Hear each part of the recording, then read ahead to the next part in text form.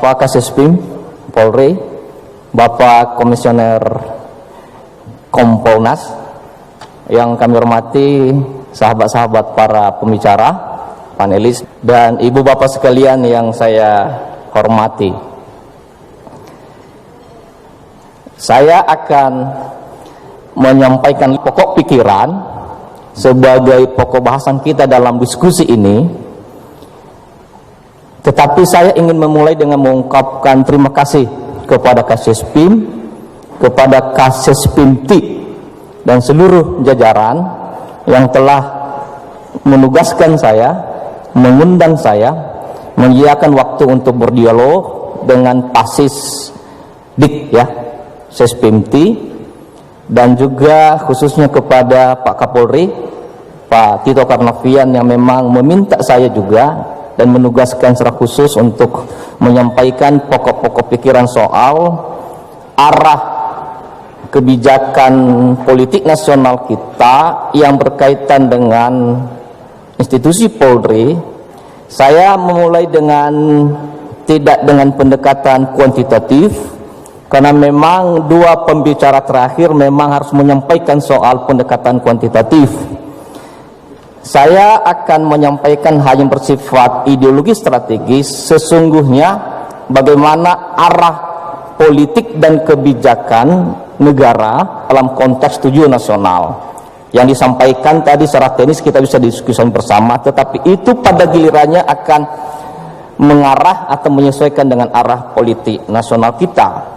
Sistem ketatanegaraan kita yang berbasis utama pada konstitusi Undang-Undang Dasar 45 dan ketetapan MPR, bandingkan dengan TAP MPR nomor 6 dan nomor 7, yaitu kita memiliki sesungguhnya 3 doktrin utama.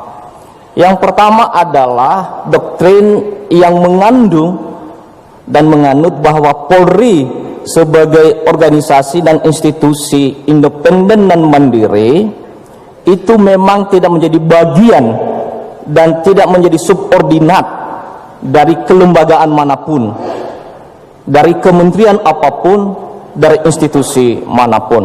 Ada 2 argumen yang kebetulan saya ikut merumuskan Undang-Undang nomor 2. Yang pertama adalah memang Polri di bawah Presiden, dan itu tidak sekedar diatur di Undang-Undang nomor 2. Kalau misalnya pun ada yang berkeinginan mengubah itu, maka itu ada persoalan di tingkat konstitusi dan TAP MPR. Yang kedua, dari segi sistem konstitusi, nomenklatur atau terminologi organisasi atau institusi yang memang diatur langsung, diamanatkan langsung di dalam konstitusi, maka itu pada gilirannya tidak boleh berada di bawah kelembagaan apapun. Maka jika misalnya ada diskursus, ada wacana yang menyampaikan dengan berbagai argumen dan pertimbangan bahwa Polri itu pada giliran harus di bawah kementerian atau kelembagaan non kementerian, maka itu sebetulnya persoalan serius, tetapi tidak mendapat tempat pijakan konstitusi yang relevan. Jadi yang nomenklaturnya secara terminologi itu tidak boleh menjadi subordinat dari kelembagaan manapun. Itu doktrin yang pertama.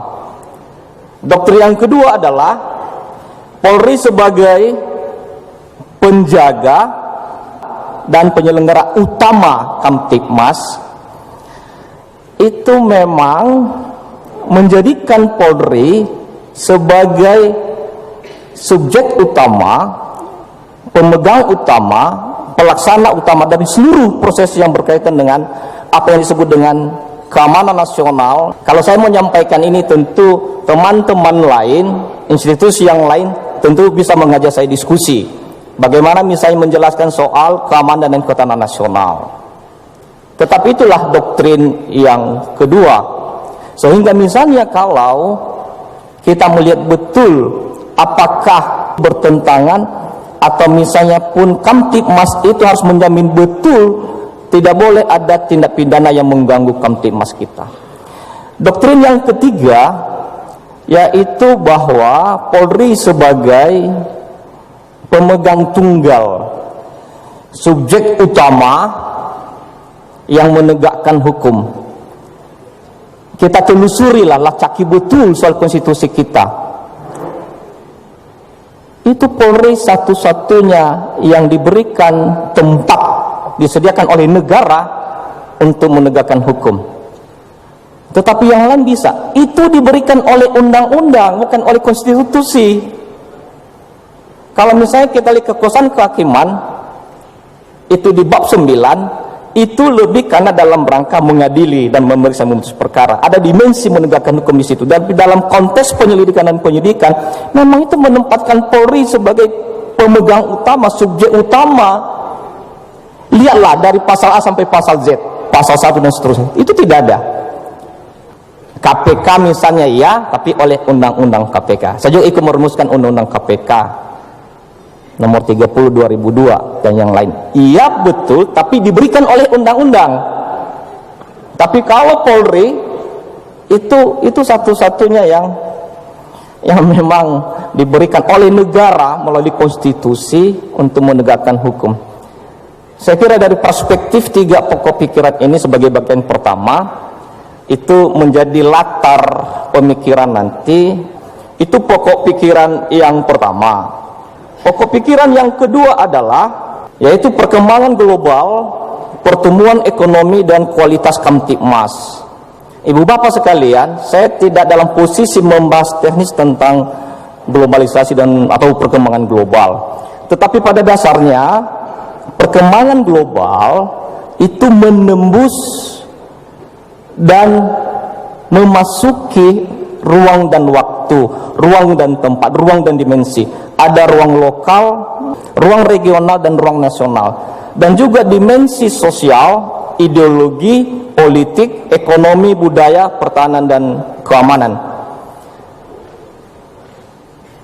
Jadi dinamika global, apalagi kalau globalisasi ekonomi, itu pasti mengandung dan menembus apa yang disebut dengan ruang dan dimensi. Dan kita berharap betul perkembangan global pada dasarnya memang untuk menggerakkan, mengorganisasi pertumbuhan dan pergerakan ekonomi lokal, ekonomi Indonesia.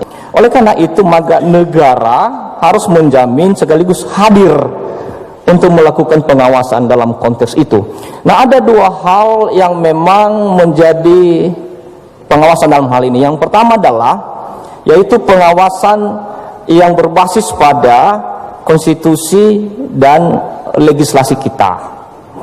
Seperti yang disampaikan tadi, Polri adalah representase dari negara yang diberikan mandat penuh kewenangan untuk menjaga, memelihara dan menjalankan Kamtibmas.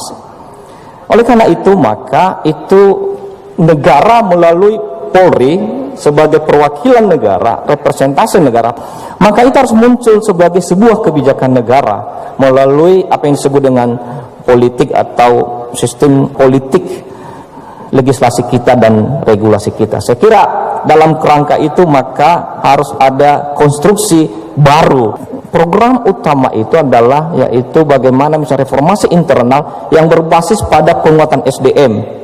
Jadi sumber daya manusia itu memang harus didesain dalam rangka untuk menopang, mengkondisikan reformasi internal.